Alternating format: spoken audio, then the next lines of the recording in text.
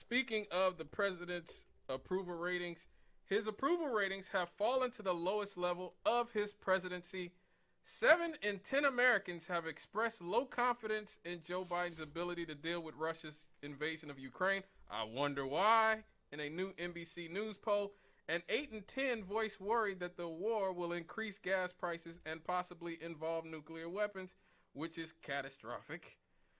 During the nation's largest inflation spike in 40 years, overwhelming majority said that they believe that the country is headed in the wrong direction and disapproved of the president's handling of the economy.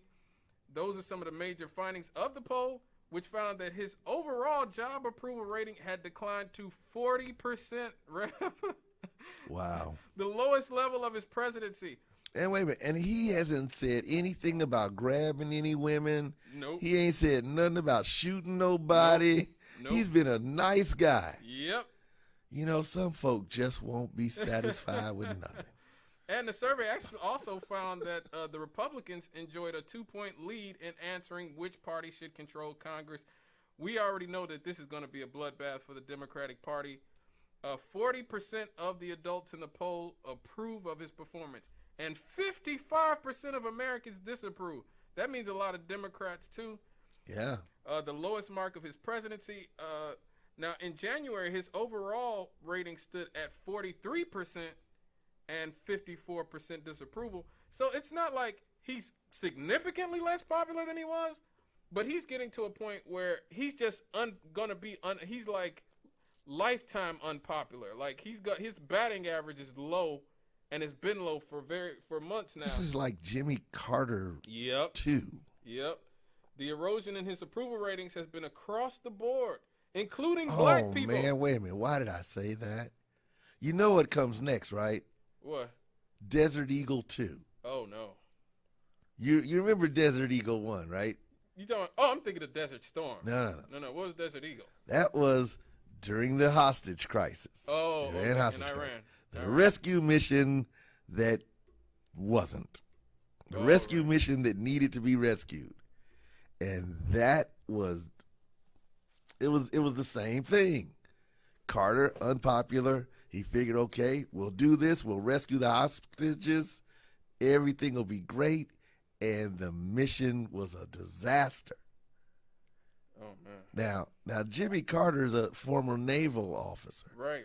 At least he has a general idea of what the military does. Joe Biden is a career politician. Yeah. He doesn't have a clue. Oh, man. Lord have mercy. You know what? Kamala's not looking so bad right now. I don't know. Like Kamala Harris, have you seen some of her recent statements? No, but it couldn't be any worse. I don't know. She sounds completely unprepared. And if you noticed, her staff, there's constant turnover in Kamala Harris's staff. And the people who leave, the people who leave Kamala Harris's office always talk about how she sounds she doesn't like to prepare. And if you ever listen to the speeches she gives, that is how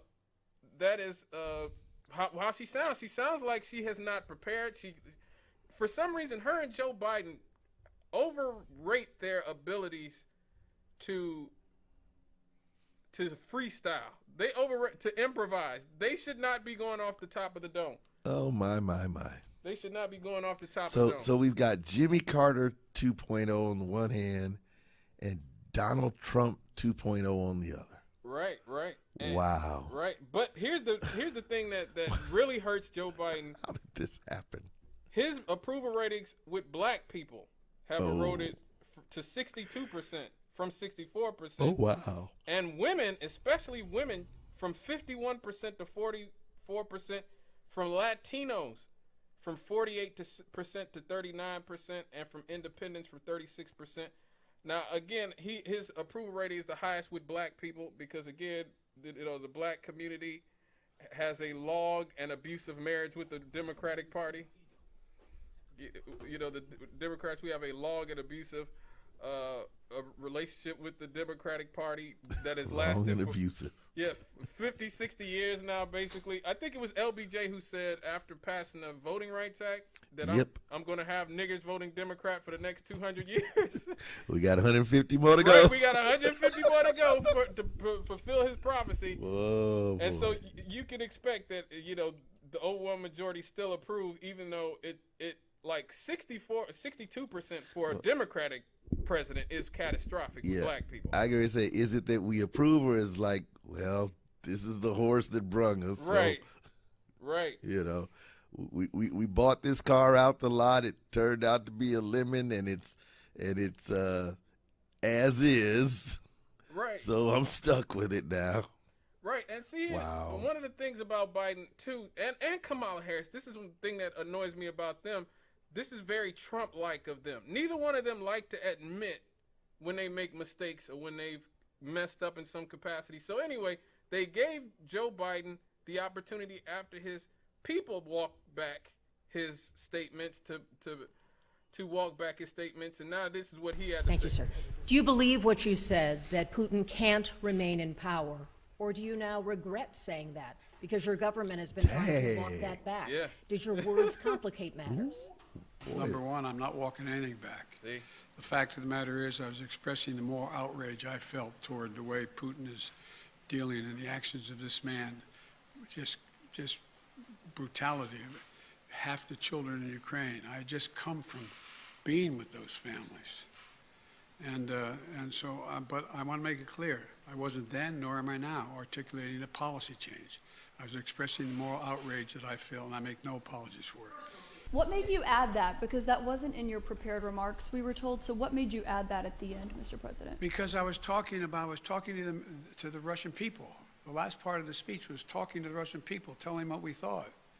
And I was communicating this to not only the Russian people, but the whole world. This is just stating a simple fact that this kind of behavior is totally unacceptable. Totally unacceptable. And the way to deal with it is to strengthen and keep NATO completely united and help Ukraine where we can. Just to be clear, are you confident that Vladimir Putin sees it that way, that he will not use this as an escalatory... I don't care he what he thinks. Look, here's the deal. He's going to do what he's going to do. Given his recent behavior, people should understand that he is going to do what he thinks he should do, period. He's not affected by anybody else, including, unfortunately, apparently his own advisors. I mean, look, all he had to do is just say, look, I kind of misspoke or something. Yeah, but I mean, the thing that struck me about that was that wasn't somebody from Fox News asking that question. That was, Associated Press. People that are supposedly at least kind of sort of, leaning his way. Right. And so Wow. It's not. Oh, Fox News got at him. I expect they would. Fox News definitely got at. This is him and Peter We need some more clarification, Mr. President. Thank you. Thank you very much. I know you're going to ask a really nice question. Well, it's an important question, I think. Are you worried that other leaders in the world are going to start to doubt that America is back if some of these big things that you say on the world stage keep getting walked back? What's getting walked back? It made it sound like, just in the last couple days, it sounded like you told U.S. troops they were going to Ukraine. It sounded like you said it was possible the U.S. would use a chemical weapon, and it sounded like you were calling for regime change in Russia, and we know... None of the three occurred. None of the three occurred? None of the three. Mr. President? You interpret the language that way. I was talking to the troops. We're talking about helping train the troops that are the Ukrainian troops that are in Poland. That's what the context. I sat there with those guys for a couple hours. That's what we talked about. So when you said you're going to see when you're there, you were not intending to I was referring to meeting with and talking with the Ukrainian troops who were in Poland. And when you said a chemical weapon use by Russia would trigger a response in kind. It will trigger a significant response. What does that mean? I'm not going to tell you. Why would I tell you? You got to be silly. The world wants to know? The world wants to know a lot of things. I'm not telling them what the response would be. Then Russia knows the response. So yeah. Now that actually was a good answer. Well, see, here's the thing. Like I said, he's lying. We know, like, this man cannot. When Obama said Bashar al-Assad can't remain in power, we know what that meant. When George W. Bush said Saddam Hussein can't remain in power, we know what that meant. We know what it means when the president says this man can't remain in power. And at no time has it ever meant that we were going to wait for the local people to do the dirty work. Exactly.